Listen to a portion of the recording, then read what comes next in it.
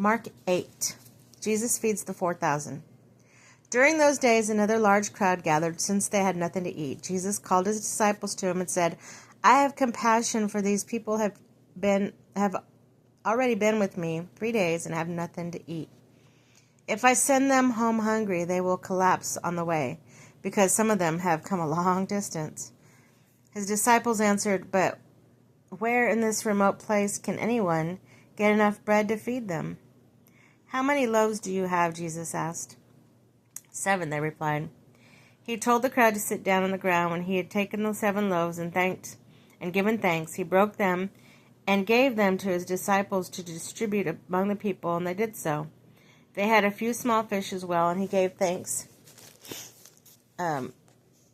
for them also, and told the disciples to distribute them. The people ate and were satisfied. Afterwards, the disciples picked up 7 baskets full of broken pieces that were left over. About 4,000 were present. After he had sent them away, he got into the boat with his disciples, and they went to the region of Dalmanutha. The Pharisees came and began to question Jesus. To test him, they asked him for a sign from heaven. He sighed deeply and said, Why does this generation ask for a sign? Truly I tell you, no sign will be given to it.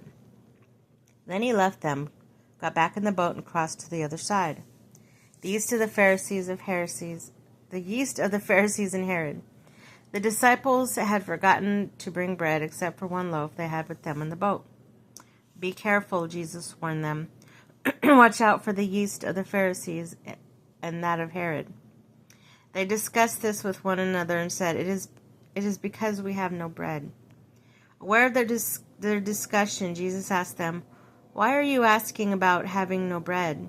Do you still not see or understand? Are your hearts still hardened? Do you have eyes but fail to see, and ears but fail to hear? And don't you remember when I broke the 5 loaves and for the 5,000? How many basketfuls of pieces did you pick up? 12, they replied. And when I broke the 7 loaves and for the 4,000, how many basketfuls of pieces did you pick up? They answered, 7. He said to them, Do you still not understand? Jesus heals a blind man at Bethsaida. They came to Bethsaida, and some people brought a blind man and begged Jesus to touch him. He took the blind man by the hand and led them outside the village. When he had spit on the man's eyes and put his hands on him, Jesus asked, Do you see anything? He looked up and said, I see people. They look like trees walking around. Once more, Jesus put his hands on the man's eyes. Then, when his eyes were opened, his sight was restored, and he saw everything clearly. Jesus sent him home, saying, Don't even go into the village. Peter declares that Jesus is the Messiah. Jesus and his disciples went on to the villages around Caesarea Philippi. On the way, he asked them, Who do the people say I am?